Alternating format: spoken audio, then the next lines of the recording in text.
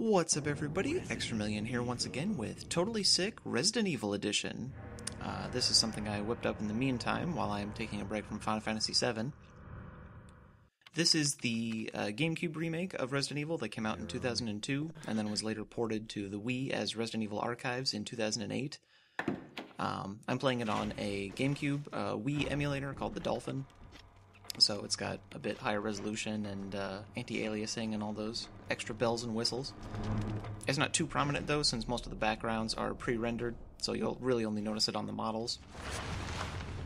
The original Resident Evil came out in 1996 and was itself a sort of spiritual successor to another Capcom game released on the Famicom called Sweet Home, which also featured a bunch of characters trapped in a mansion. The original Resident Evil was also re-released several times. It was released on PC, Sega Saturn. There was the director's cut for the PlayStation 1. So it was pretty popular for its time.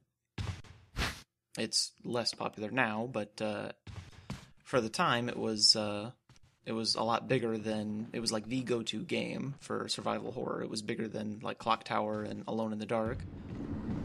The only other game that was really competing would have been maybe the first Silent Hill, which is a bit more of a slow-burning Japanese-style horror as compared to Resident Evil's more B-grade horror movie American-style feel.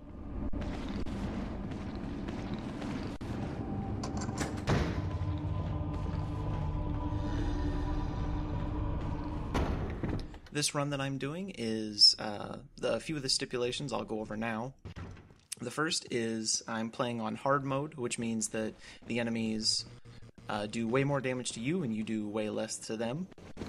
Also, certain items appear either infrequently or not at all, like healing items or ammo. So you might go into an area and there's 2 healing herbs in normal mode, whereas on hard there might be only 1 or none at all. I'm also playing with knife only, so I will only be using the starting knife as my only weapon. So as you can imagine, being the weakest weapon in the game, I will most likely be dodging or avoiding most enemies instead of actually fighting them. I will also be using no defense items.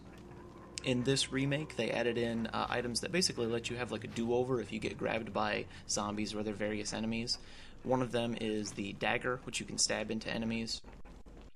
Jill, the other character that I'm not playing as, Jill Valentine, she gets a taser that she can hit enemies with.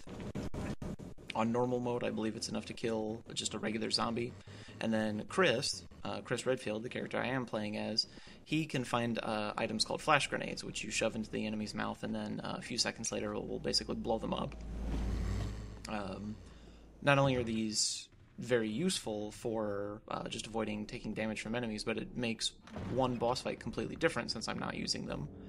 I'll also not be using the V-Jolt item, which, if you're not familiar with that, it basically makes one boss fight a lot easier later on in the game, so I won't be using it, so the fight will be a little harder for me. There are a few other difficulties that you can play on, but most of them don't actually affect the overall difficulty of the game. They just affect a few various parameters. Like there's one dangerous zombie mode, which makes it so that Forrest Spire, who is the only member of Bravo Team, the STARS Bravo Team, to have been killed. He was pecked to death by mutant crows. He was the only member to die, and one dangerous zombie basically sees him running around the game as a fast zombie with a vest that has grenades on it, and if you damage him in any way, he will explode, and it's basically like game over. I'm not playing on that mode just because it's not really that much of an added difficulty. He's not any more dangerous than any regular zombie. There's another difficulty called Real Survival, which basically turns off your auto-aim and makes it so that those item boxes, like the ones you just saw, are not linked. Normally, when you put an item in an item box, you can go to any other item box in the game and retrieve all of your items because their contents are all linked. In real survival mode, they are not, so you'll basically be doing a lot of backtracking if you forgot where you put something. That's more like fake difficulty and not something I would really consider to be a challenge. Plus, I'm sure people who are watching this don't really want to see me do a lot of pointless backtracking. The only other real challenging mode is Invisible Enemy, which is exactly what it sounds like. All of the enemies in the game, including bosses, are invisible except for when they're currently damaging you, or they can be visible in reflections like puddles of water or mirrors. The only reason I'm not really playing that one is just because it would be kind of boring to watch me just run through seemingly empty hallways and slash at nothing. So it's sort of an entertainment versus difficulty trade-off. This fight against these two dogs is the first real fight that we'll have against an enemy where we have to kill them. The only dog that you have to kill is the one that has the shiny necklace. And unfortunately, there's not really an easy way to do this battle. Basically just keep stabbing at them and hope that they die before you do. The dogs are very difficult to hit, so this battle is obviously very difficult to do without taking any damage. Luckily, there's that potter plant next to you that has those green herbs. It will heal you fully, but it has limited uses.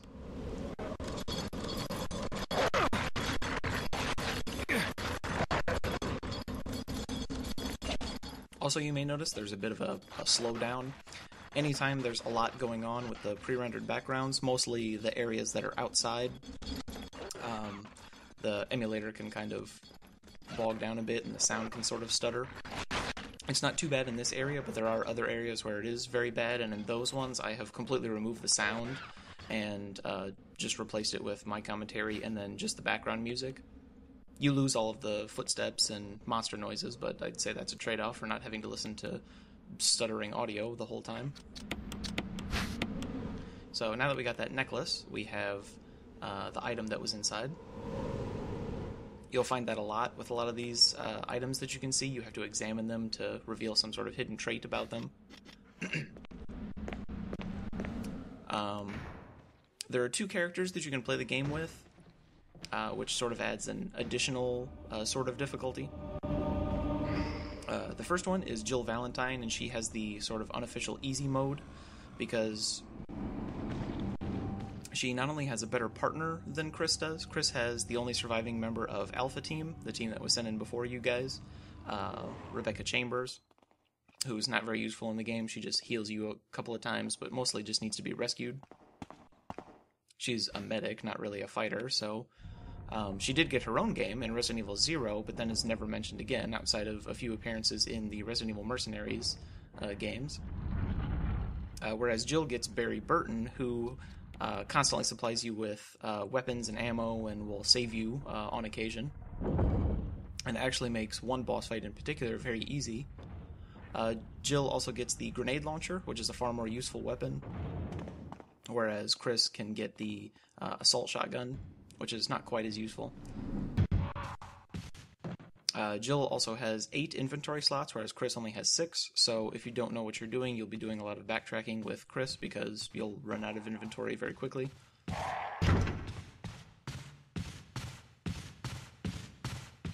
Jill also has the better default item, and by default item I mean the item that's in the upper right corner of their inventory that does not actually take up an inventory slot. Chris's is the lighter, which we only have to use once in the game. It would be very useful if we were killing zombies, because in this remake there is a virus called V-Act, which in addition to the T-virus makes it so that any zombie that you kill will come back to life as a zombie called a Crimson Head, which is a much faster, deadlier version. And they only come back to life if you don't either decapitate them, blow their kneecaps off, or set them on fire. And you have to use an item that's a fuel canteen filled with kerosene that you can find in some of the item rooms, or the safe rooms, and you have to use your lighter in conjunction with that to burn the zombies so that they don't come back. Whereas Jill can do that with the flame rounds for the grenade launcher. Jill's default item, on the other hand, is a lockpick, since she is the master of unlocking. It means that instead of using those little old keys that Chris has to use, any door that he would normally have to use those on, she can just unlock automatically, which makes her game obviously much quicker, and you don't have to visit certain areas, like that underground kitchen area that I just went to. That was Rebecca. She was caring for Richard Eichen, one of the members of Alpha Team. He was attacked by a giant snake and poisoned.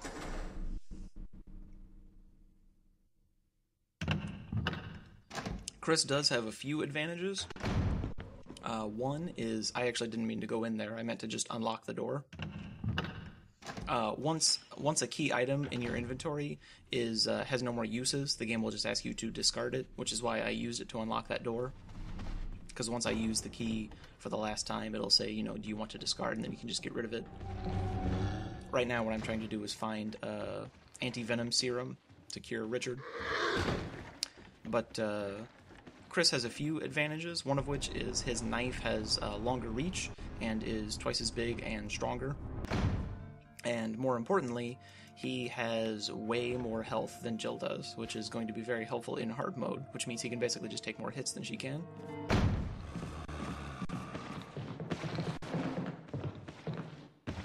That stutter step to go upstairs that you've probably seen me do a few times, that's you just do that by tapping the run button repeatedly. It resets your animation while you're going up the stairs and basically makes you go up the stairs up and down faster. It's really only useful mainly for speed running, but there is one area in a couple of videos from now that I will have to use it. You may have also noticed that I have edited out all of the door transitions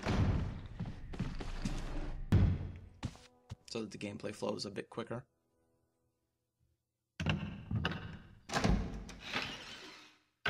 Choosing whether or not to save Richard has various effects throughout the game, and I'll explain those in the next video. Once you get the serum for Richard, it automatically teleports you back down to the safe room that's underneath the stairs, which is where we need to be anyway. Yeah. And Rebecca can heal you fully, which is also nice. And this is where we will make our first save, since we've accomplished quite a bit. So that's pretty much all for this section, and I will see you guys next time.